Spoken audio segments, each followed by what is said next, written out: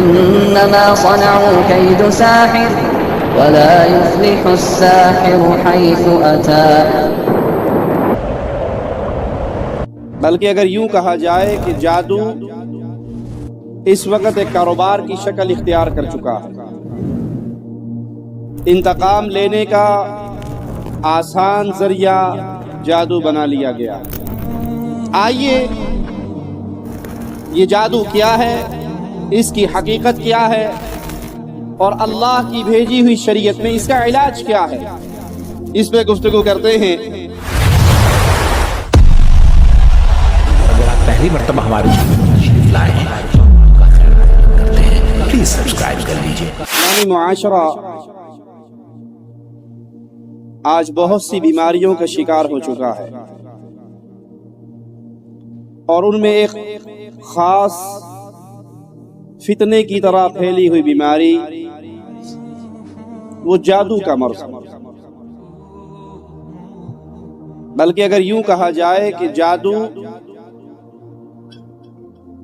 اس وقت ایک کاروبار کی شکل اختیار کر چکا ہے،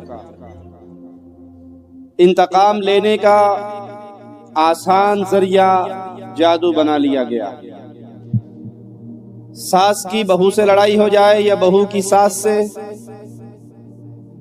بھابھی کی ننند سے ہو جائے یا ننند کی بھابھی سے، دوست کی دوست سے، پڑوسی کی پڑوسی سے، تو وہ آسان حل یہ سمجھتا ہے اور جادو کا عمل شروع کروا دیتا.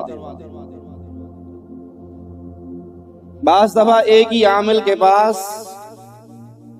ساس اور ننند اکٹھی پہنچ جاتی، وہ اس کی تصویر دیتی ہے کہ اس پہ جادو کر دو، اور وہ اس کی تصویر دیتی ہے کہ اس پہ جادو.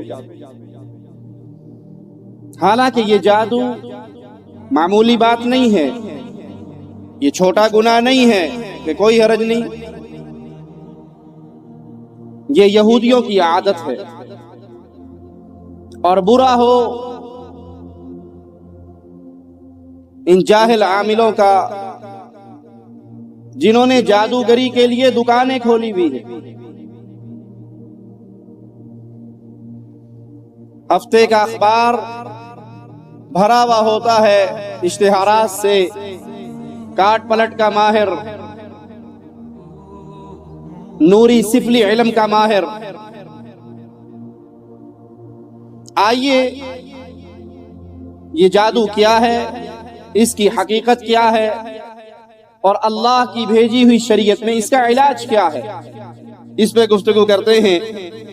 جادو ایک ایسا کام ہے جس میں شیطان کو راضی کیا جاتا ہے، اس کا تقرب حاصل کیا جاتا ہے، اور اس کی مدد سے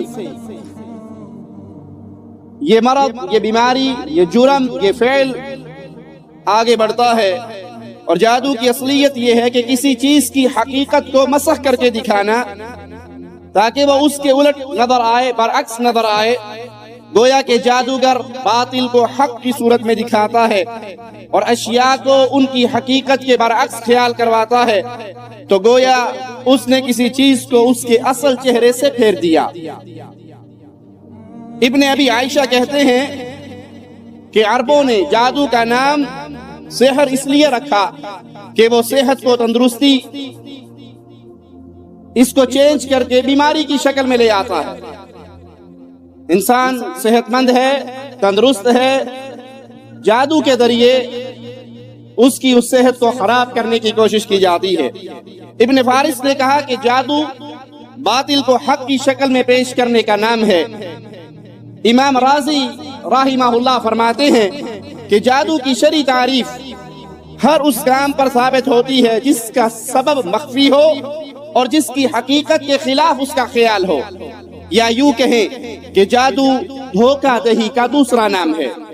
علامہ ابن قدامہ رحمہ اللہ فرماتے ہیں کہ جادو اور جھاڑ پھونک یہ الفاظ سے عبارت ہے، منہ سے نکلے ہوئے الفاظ. اب یہ الفاظ خواہ تحریری ہو یا تقریری، جن کے ذریعے کوئی ایسا کام کیا جائے جو جادو زدہ انسان کے جسم، اس کے دل اور دماغ پر بلا واسطہ اثر انداز ہو.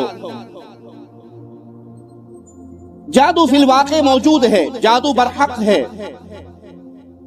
جادو کی ایک ایسی قسم جس کے ذریعے انسان کو بیمار کر دیا جاتا ہے، اور جادو کی ایک ایسی قسم بھی ہے جس کے ذریعے صحت مند انسان کو نامرد بنا دیا جاتا ہے، وہ اپنی بیوی کے حقوق ادا کرنے کے قابل نہیں رہتا۔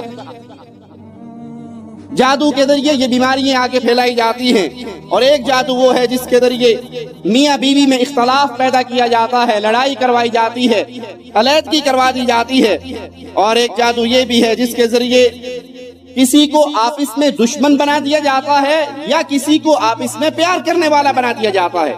جادو کے ذریعے لڑائی بھی ہوتی ہے اور جادو کے ذریعے محبت کا عمل بھی ہوتا ہے۔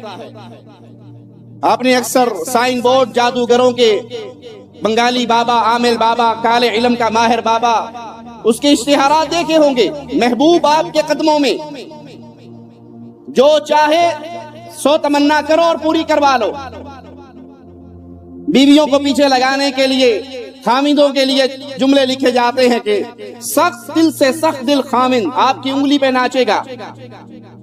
یہ جادو کی مختلف قسمیں ہیں، آپ اس میں لڑائی بھی کروائی جاتی ہے اور پیار بھی کروایا جاتا ہے، لیکن یاد رکھیے اس جملے کو، جادو کبھی بھی اپنا اثر نہیں رکھتا، وہ جب بھی اثر انداز ہوتا ہے اللہ کی اجازت سے ہوتا ہے۔ جادو کے اندر اپنی کوئی طاقت نہیں۔ اگر کسی پہ جادو کے ذریعے اثر ہوتا ہے تو اس کے لیے یہ آزمائش اللہ کے حکم سے، اللہ کے اذن سے، اس کے بغیر وہ کچھ نہیں ہے۔ علامہ ابن قیم رحمہ اللہ فرماتے ہیں جادو خبیث روحوں کی تاثیر کا مرکب ہے، اور ایسی ہی روحوں کی طبعی قوت کے آثار کے اثرات ہوتے ہیں۔ جادو میں ہوتا کیا ہے؟ شیطان اور جادوگر کی دوستی، شیطان اور جادوگر کا تعلق، ان کے درمیان ایک معاہدہ ہوتا ہے۔ شیطان پہلے جادوگر سے حرام کام کرواتا ہے۔ آپ نے اکثر عاملوں کے جملے سنے ہوں گے، اجی موکل کے ذریعے ہر کام کروا دیتے ہیں، ہم نے موکل رکھے ہوئے ہیں، ہمارے پاس جن ہیں، موکل ہیں، ان کے ذریعے ہم اپنی ساری کاروائی پوری کرواتے ہیں۔ حقیقت میں موکل چوکل کچھ نہیں، یہ جھوٹ ہے۔ ان کے پاس شیاطین ہیں۔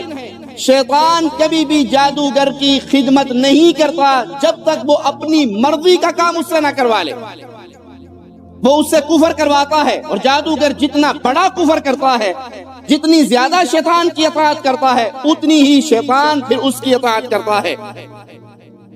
جادوگر شیطان کے قریب کیسے ہوتا ہے؟ آئیے، جادوگر شیطان کو راضی کرنے کے لیے کون کون سے اعمال کرتے ہیں؟ قرآن پاک کو پاؤں سے لپیٹ کر بیت الخلاء میں جادوگر جاتے ہیں، قرآن پاک کی توہین کرتے ہیں، کیونکہ قرآن حکیم کی توہین کفر ہے۔ شیطان تبھی راضی ہوگا جب جادوگر کفر کرے گا۔ قرآن پاک کی توہین کرنے والا یہ کافر ہے، مسلمان نہیں، اور جادوگر یہ عمل کرتا ہے تاکہ شیطان راضی ہو جائے۔ آپ نے دیکھا نہیں، جادوگر چلے کاٹتے ہیں، راتوں کو قبروں پہ بیٹھ کے چلے کاٹتے ہیں، مردوں کی توہین کرتے ہیں، لاش کو اندر سے نکال کے اس کے اوپر بیٹھ کے غسل کرتے ہیں، خون سے، ناپاک خون سے قرآن لکھا جاتا ہے، ہزار طرح کے وہ برے اعمال جو اس کو وادی کفر میں داخل کروا دے، وہ اعمال کروا کے شیطان پھر راضی ہوتا ہے۔ اور بعض جادوگر وہ ہیں جو قرآنی آیات کو نعوذ باللہ غلاظت سے، ناپاک چیزوں سے لکھتے ہیں، اور بعض وہ ہیں جو قرآنی آیات کو حیض کے خون سے لکھتے ہیں۔ برا ہو ان مولویوں کا، برا ہو علماء سو کا، جنہوں نے لوگوں کو فتوے دے رکھے ہیں کہ کوئی حرج نہیں، شفا کے لیے سورۃ فاتحہ نکسیر کے خون سے اور پیشاب سے ماتھے پہ لکھ لیا جائے تو شفا ہوتی ہے تو ٹھیک ہے۔ انا للہ و انا الیہ راجعون۔ برا ہو ان مولویوں کا۔ آپ نے کئی مولویوں کو پڑھا ہوگا ان کی کتابوں میں، جن کتابوں کا نام تو انہوں نے قرآنی اعمال رکھا ہے، لیکن حقیقت میں وہ شیطانی اعمال ہیں۔ اس کے اندر بعض تعویذ ایسے بھی ہے، قرآن پاک کی آیات کو لکھ کر ڈلیوری کے وقت تکلیف ہونے والی کی ران پہ باندھ دیا جائے۔ جب قرآنی آیات کو ران پہ باندھا جائے گا، اس کی ولادت کا عمل شروع ہوگا، جو گندگی لگے گی، یہ قرآن کی توہین نہیں ہے؟ جادوگر قرآن کی توہین کرتا ہے، تعویذ فروش قرآن کی توہین کرتا ہے، تب شیطان اس سے راضی ہوتا ہے۔ تب شیطان اس کی خدمت کرنے کے لیے تیار ہوتا ہے جب وہ کفر کر کے پہلے اس کو راضی کرتا ہے۔ بعض جادوگر قرآنی آیات کو اپنے قدموں کے تلووں پہ لکھتے ہیں، بعض سورۃ فاتحہ کو الٹا لکھتے ہیں۔ یہ اہانت ہے قرآن کی، یہ توہین ہے قرآن پاک کی۔